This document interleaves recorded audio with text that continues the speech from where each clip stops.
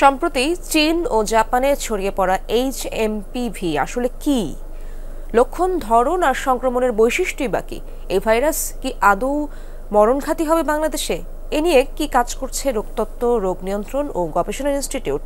জনস্বাস্থ্য বিশেষজ্ঞরাই বা কি পরামর্শ দিচ্ছেন? বিস্তারিত জেনেছেন সহকর্মী আকলাকুস সাবা। করোনা মহামারীর 5 বছর পর নতুন ব্যাধি আতঙ্কে চীন।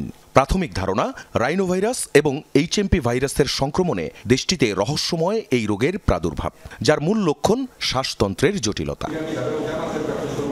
HMP বা হিউম্যান মেটানিউমো ভাইরাসের লক্ষণ শনাক্ত হয়েছে জাপানেও।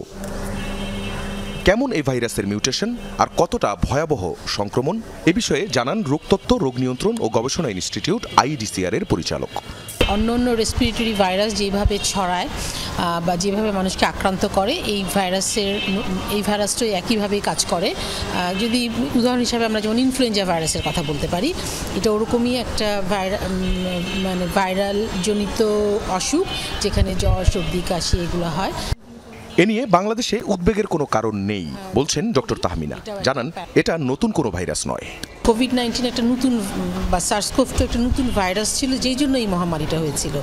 কিন্তু হিউম্যান মেটানিউমো ভাইরাসের উপস্থিতি অন্য দেশে যেমন ছিল, বাংলাদেশেও সেরকম ছিল এবং এখনও আছে। এই মেটানিউমো ভাইরাস নিয়ে ওরকম দুশ্চিন্তার কোনো কারণ নাই। এটা একটা নর্মাল কমন কোল্ড যেভাবে করে বা যা কিছু হয় সেরকম পর্যায়ে এটা।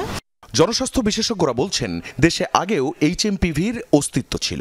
এখনও শিশু আর প্রবীণদের শরীরে মিলবে অস্তিত্ব। তবে আতঙ্কিত হওয়া যাবে না, বরং করোনার মতো স্বাস্থ্যবিধি মেনে চললেই সংক্রমণ থেকে দূরে থাকা সম্ভব। অধিকাংশ ভাইরাসেরই সরাসরি কোনো ঔষধ নেই, কিন্তু লক্ষণ ভিত্তিক চিকিৎসা আছে। এটারও তাই আছে। কাজে আমরা আমাদের স্বাস্থ্যবিধি মেনে চলব এবং আমাদের যারা চিকিৎসা গবেষণা প্রতিষ্ঠান আছেন, এখন আমাদের প্রয়োজন হবে কোভিড শনাক্ত করার পাশাপাশি, ইনফ্লুয়েঞ্জা শনাক্ত করার পাশাপাশি এই হিউম্যান মেটানিউমো ভাইরাস হয়েছে কিনা সেটা শনাক্ত করা প্রয়োজন। 2013 সালে নেদারল্যান্ডস, যুক্তরাজ্য, ফিনল্যান্ড, অস্ট্রেলিয়া, কানাডা, যুক্তরাষ্ট্র ও চীনে শনাক্ত হয়েছিল HMP ভাইরাস। আকলাকুস সাফা, যমুনা নিউজ, ঢাকা।